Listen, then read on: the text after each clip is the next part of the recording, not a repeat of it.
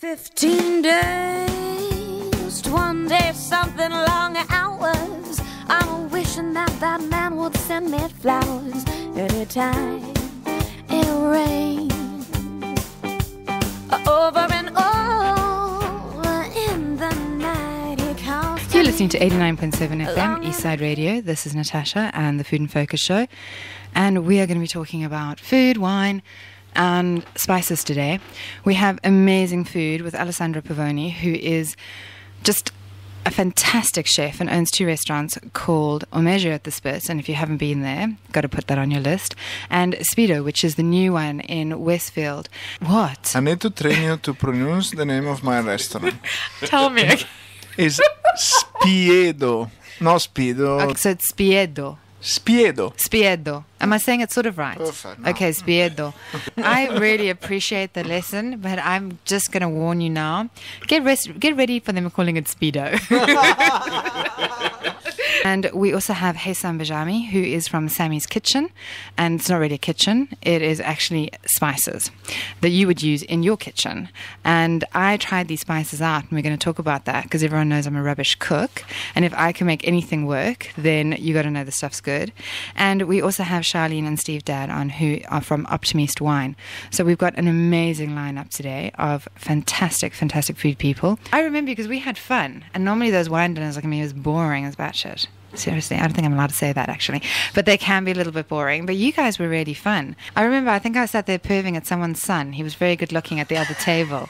I remember distinctly thinking that while I was there. I was thinking, if I was really young, I would be aiming for you tonight. But it was not the case at the time. And he was a wealthy winemaker's son. He was. You see, you remember. Yes, you choose well. When we spoke to the label designers, we wanted to have a logo that, you know, sort of reflected the name. And they came up with a unicorn, which is the universal symbol of hope and passion.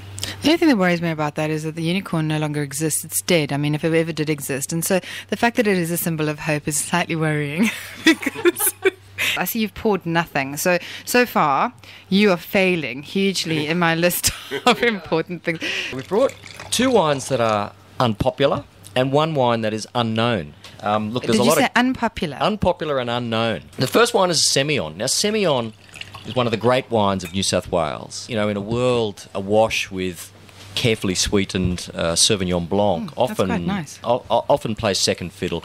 What it is a food wine, and I think on its own, it's hard going. It can be. The bracing acidity makes it really not your 5 o'clock have a glass or a bottle of wine drink. It's a food wine.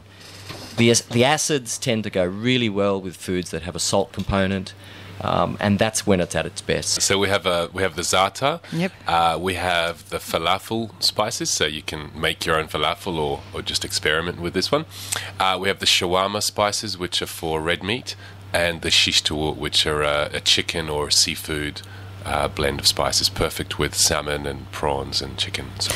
You know, if you decide that you don't want to do that, you could do radio. You have a radio voice, really deep, resonant, works really well. Please tell us about this cheese, because this cheese is like a little gift from God. Whoever makes this cheese, Bagos, which is in Thailand, made from Bagolino.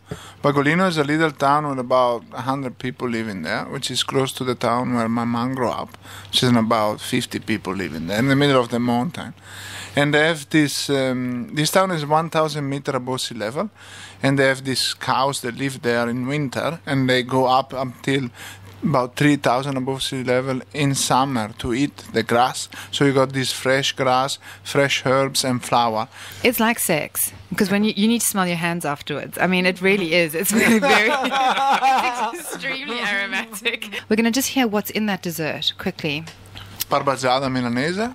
Yeah, could you say it in English? Well, there's no name in English. Barbagiata is actually a drink in Milan, Okay. based on chocolate, coffee, and cream. And in I this hate case, all those things. Gosh, that's awful, isn't it? It's really not going to work for me, this.